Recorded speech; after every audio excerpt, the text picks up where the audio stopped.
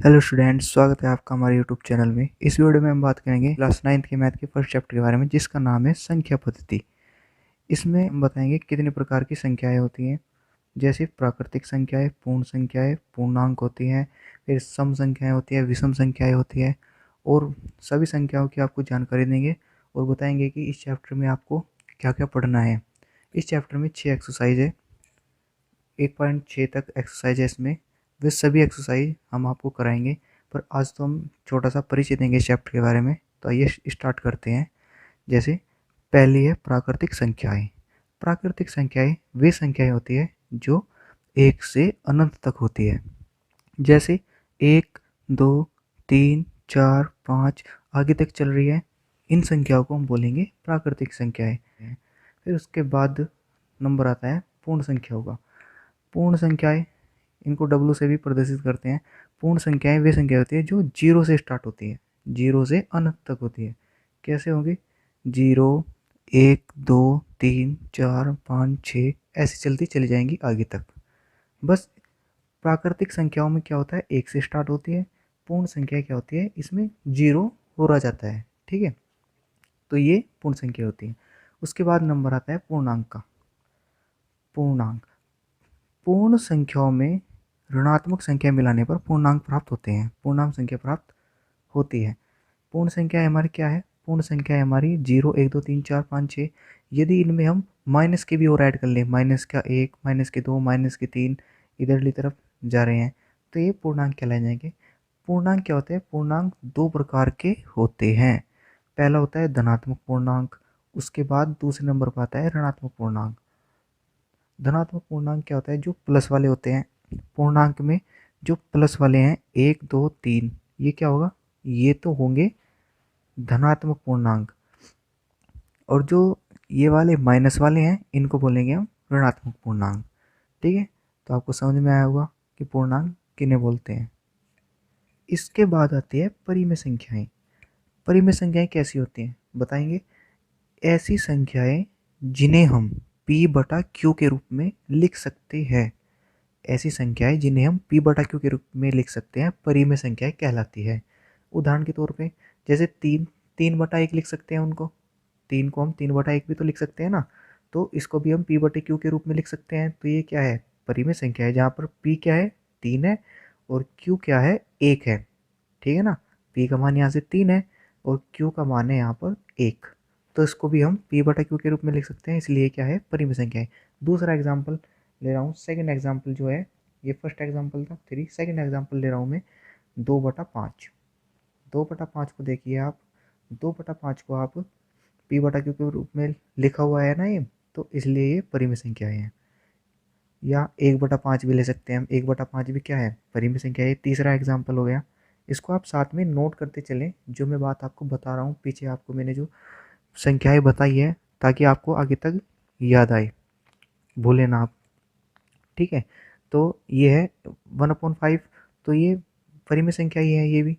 उसके बाद 3/5 भी कह सकते हैं हम, यही परिमेय संख्या ही है। 4, आप 4 ले सकते हैं, 4 भी क्या है? परिमेय संख्या ही है, क्योंकि 4/1 p बटा q के रूप में लिखा जा सकता है, इसलिए यह परिमेय संख्याएं हैं। समझ में आया? उसके बाद आती है अपरिमेय संख्याएं। उसके बाद आती है अपरिमेय संख्याएं। अपरिमेय संख्याएं कौन सी होती है? ऐसी संख्याएं जिन्हें हम p बटा q के रूप में नहीं लिख सकते, नहीं लिख सकते, नहीं लिख सकते, ऐसे होती है अपरिमेय संख्याएं। इसका उदाहरण क्या है? इसका उदाहरण है √2, √3, √5 आदि। इसके उदाहरण ये हैं, ये p बटे q के रूप में नहीं लिखी जा सकती। पाई भी इसका उदाहरण हो सकता है, पाई भी इसका उदाहरण हो सकता है, पाई पाई भी इसका उदाहरण हो सकता है। ठीक है, उसके बाद आती है भाज्य संख्याएं। भाज्य संख्याएं कैसी होती है? वे संख्याएं जो 1 से बड़ी होती है तथा वह स्वयं के अलावा किसी और संख्याओं से भी विभाजित हो जाती है, उनको हम भाज्य संख्याएं बोलते हैं। वे संख्याएं जो स्वयं से तो भाज्य हुई, परंतु किसी दूसरी संख्या से भी विभाजित हो जाती है, उनको बोलते हैं भाज्य संख्या। जैसे चार, चार संख्या 1 से भी विभाजित हो जाती है, 2 से भी हो जाती है और 4 से भी हो जाती है। तो ये क्या है, 4 से भी अपने आप से तो हो ही रही है, साथ में दूसरी संख्या से भी विभाजित हो जाती है। तो उसको क्या बोलेंगे हम, इसको बोलेंगे हम भाज्य संख्याएं। 6 भी 2 से भी हो जाती है, 3 से भी हो जाएगी और अपने आप से भी हो जाएगी, तो इसको हम बोलते हैं भाज्य संख्याएं। इसी प्रकार मैंने एग्जाम्पल आगे दिए हुए हैं इन सभी के। इसके बाद नंबर आता है अभाज्य संख्याओं का। अभाज्य संख्या क्या होती है, एक से बड़ी वे संख्या है जो एक या स्वयं के अलावा किसी और से विभाजित न हो। भाज्य संख्या क्या होती थी, भाज्य संख्याएं एक से विभाजित हो जाती थी, अपने आप से भी विभाजित होती थी, परंतु दूसरी संख्याओं से भी विभाजित हो जाती थी। परंतु जो ये अभाज्य संख्याएं हैं, ये अपने आप से अलग किसी और संख्या से विभाजित नहीं होगी। जैसे 2 ले लें, 2 अपने आप से ही विभाजित होगा, अन्य किसी और संख्या से विभाजित नहीं होगा। फिर उसके बाद 3 लेंगे, 3 भी अपने आप से ही विभाजित होगा। 5 लेंगे, 5 भी अपने आप से ही विभाजित होगा। 7 भी अपने आप से ही विभाजित होगा। विभाजित का मतलब है कि किसी और के टेबल में नहीं आएगा। 5 7 भी किसी और के टेबल में नहीं आएगा। 11 भी अपने आप वाले में ही आएगा, किसी और टेबल में नहीं आएगा। इसी प्रकार 13, इसी प्रकार आगे एग्जाम्पल ले सकते हैं। जैसे मैं बता सकता हूँ, जैसे इसके बाद 13 के बाद 17 हो गया, 17 के बाद हो सकता है 19 19 है, 17 के बाद 19 है, 19 के बाद 23 है, आदि एग्जाम्पल है, आगे तक ऐसे ले सकते हैं। ठीक है। उसके बाद आती है सम संख्याएं। वे संख्याएं जो 2 से विभाजित होती है उनको बोलते हैं सम संख्याएं। इसका उदाहरण है 2, 4, 6, 8, 10, 12। वे संख्याएं जो 2 से विभाजित होती है। ये संख्याएं 2 से विभाजित, 2 हो जाती है 2 से विभाजित। 4 भी, 6 भी, 8 भी, 10 भी, 12 भी 2 से विभाजित हो जाती है, तो इनको बोलेंगे हम सम संख्याएं। जैसे मैं एग्जांपल ले रहा हूँ 18। 18 अगर मैं पूछने लगूँ कि ये सम संख्या है या विषम संख्या है, तो आप कैसे बोलोगे, आप 2 से भाग करोगे इसको। आप 2 से भाग करोगे तो 9 टाइम्स चल जाएगा ना, 2 9 18, तो ये विभाजित हो गई ना। तो इसलिए हम क्या बोलेंगे, 18 जो है वो सम संख्याएं हैं। ठीक है। उसके बाद आती है विषम संख्याएं। विषम संख्याएं क्या होती है, वे संख्याएं जो 2 से विभाजित नहीं होती है उनको बोलते हैं हम विषम संख्याएं। जैसे 3, 5, 7, 9, 11, 13, 15 ये 2 से विभाजित नहीं होती है, तो इनको बोलेंगे हम विषम संख्याएं। ठीक। जैसे एग्जांपल ले रहा हूँ मैं 15। 15 संख्या 2 से विभाजित नहीं होगी ना, 2 7 2 से 7 बार चलेगा पहाड़ा, तो 2 7 14, तो एक शेषफल बच जाएगा ना। शेषफल नहीं बचना है, इसमें शेषफल नहीं बचा था ना, इसी प्रकार इसमें शेषफल बचा, तो ये विषम संख्या होगी क्योंकि ये 2 से विभाजित नहीं हुई। ठीक। उसके बाद आती है वास्तविक संख्याएं। वास्तविक संख्याओं क्या होती है, सभी संख्याओं का समूह। वास्तविक संख्याओं में सभी प्रकार की संख्याएं आती हैं, चाहे वो है अभाज्य संख्या हो, चाहे सम संख्या हो, विषम हो, परिमेय संख्या हो, अपरिमेय संख्या हो, किसी भी प्रकार की संख्या हो, सभी वास्तविक संख्याओं के अंदर आती है। जब भी मैंने बोला आप इसको सभी संख्याओं का समूह, इनको बोलेंगे वास्तविक संख्याएं। ठीक। आगे हमको पढ़ना है वास्तविक संख्याएं और उनके दशमलव प्रसार। वास्तविक संख्याएं मैंने बता दिया आपको कैसी होती है, उनके दशमलव प्रसार। दशमलव प्रसार किसी वास्तविक संख्या के दो दो होते हैं, एक तो शांत दशमलव प्रसार होता है, उसके बाद होता है अशांत दशमलव प्रसार।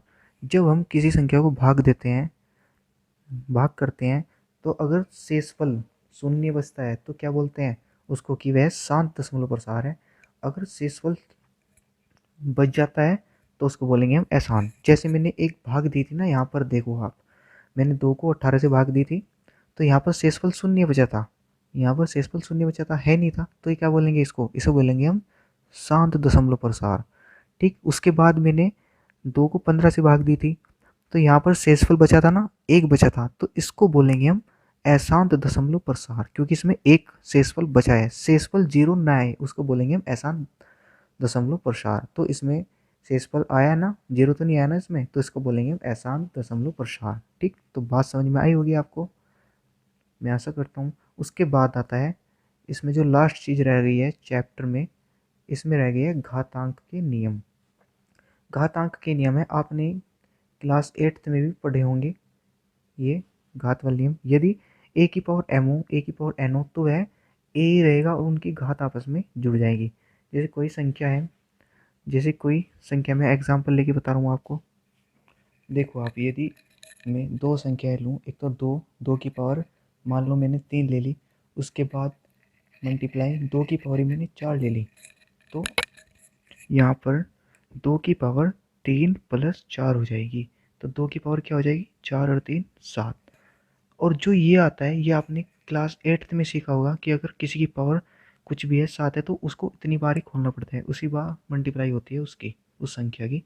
जैसे 2 मल्टीप्लाई 2 मल्टीप्लाई 2 मल्टीप्लाई 2 2 2 1 2 3 4 5 और 6 और 1 7। तो 7 बार मल्टीप्लाई हो जाएगी इसकी, इस संख्या की।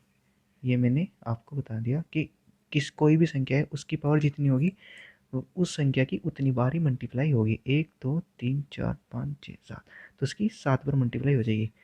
अगर 6 की पावर 3 है तो उसकी कितनी बार होगी, 6 मल्टीप्लाई 6 मल्टीप्लाई 6, 3 बार हो जाएगी ना। उनकी मल्टीप्लाई करके जो आएगा वो उसका आंसर हो जाएगा। उसी प्रकार एक और फॉर्मूला है इसमें, यदि किसी संख्या की पावर m हो और उसकी पावर हो n, तो क्या हो जाए, a की पावर m इंटू n हो जाएगा। ठीक, यदि a की पावर m हो और भाग में a की पावर n हो, तो a की पावर m में से n घट जाएगा, या इस प्रकार वो लिख सकते हैं इसको, या a की पावर m भाग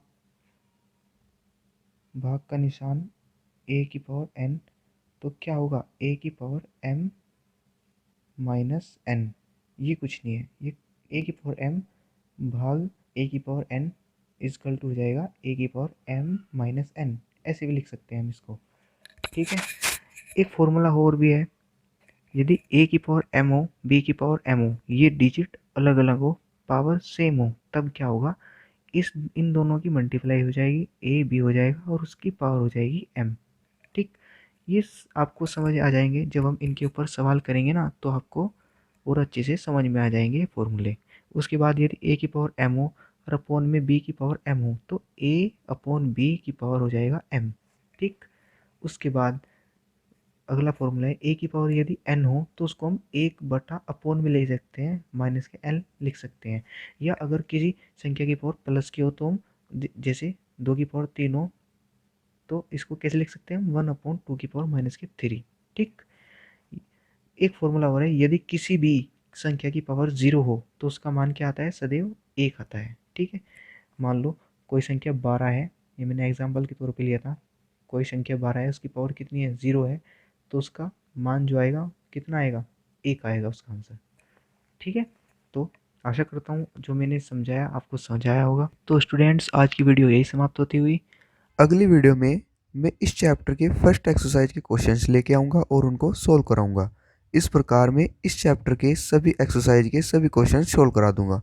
तो स्टूडेंट्स, मेरी नेक्स्ट वीडियो देखने के लिए आप मेरे चैनल को सब्सक्राइब कर लो, बेल आइकन को दबा दो, जिससे आपको मेरी सभी वीडियो की नोटिफिकेशन मिल जाएगी और कोई भी वीडियो मिस नहीं होगी। धन्यवाद।